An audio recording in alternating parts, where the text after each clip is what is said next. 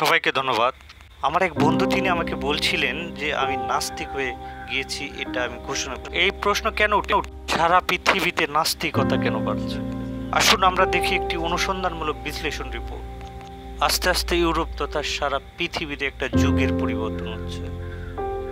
হাজার বছর ধরে ধার্মিক যে রীতিনীতি সেগুলি উলটপালট হয়ে যাবে বলেই বিজ্ঞানীরা আশঙ্কা করছে। আসুন আমরা দেখি নির্ভরযোগ্য একটি রিপোর্ট।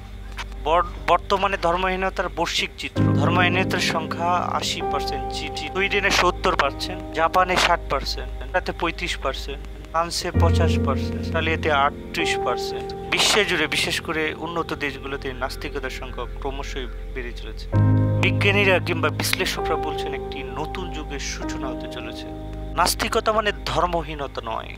ধর্মের নামে দুনিয়াতে যত প্রকার অন্যায় হয়েছে আর কোনো কিছুর নামে এত অন্যায় হয়নি, যে কারণে ধর্মকে এখন আধুনিক সমাজের মানুষ না করছেন। নাস্তিকতা বৃদ্ধির প্রধান কারণ সমূহ বিজ্ঞান ও যুক্তিবাদ। এটা ক্রমশ বেড়েই চলেছে। বিশেষ করে ওয়ার্ল্ড ওয়াইজ যুগান্তকারী একটি পরিবর্তন আসতে চলেছে। মানুষে একযোগে আবাল বৃদ্ধ বনিতা এটার পরিবর্তন চাচ্ছে। দেশ থেকে দ্বীপান্তরে এটার পরিবর্তিত।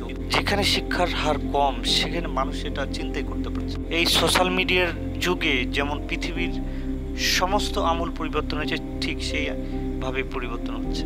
ধর্মীয় বন্ধুত্ব থেকে বেরিয়ে আসছে। বলছেন আমরা ন্যায়নিষ্ঠার উপরে চলতে চাই। আর বৌদ্ধ বলেছেন আমার কথা অযৌক্তিক হলে সে আমাকে প্রত্যাখ্যান করো। তুমি শিক্ষা গ্রহণ করো, আঙ্গুল উঠিয়ে দেখিয়ে দাও। তুমি আবিষ্কার করো দুনিয়া। তুমি চিন্তা করো তোমার হাত ধরে সমস্ত পরিবর্তন আসবে। পরিবর্তনের সাথে সাথে সমস্ত সুখ শান্তি তোমার কাছে দিয়ে আসবে। বিশ্ব জুড়ে বৈপ্লবিক পরিবর্তন আসছে। সেটা কোনো এক ধর্মকে শেষ করবে না, সমস্ত ধর্মের অবসান ঘটবে। যৌক্তিক সায়েন্টিফিক জীবন ধারণ মানুষ করতে থাকবে। আর মানুষের রক্তের সঙ্গে ভালো মন্দ মিশিয়ে রয়েছে। কাউকে ভালোবাসলে আপনাকে আঘাত করবেই সে। প্রস্তুত থাকুন, যুগের পরিবর্তন আসছে। সবাইকে ধন্যবাদ।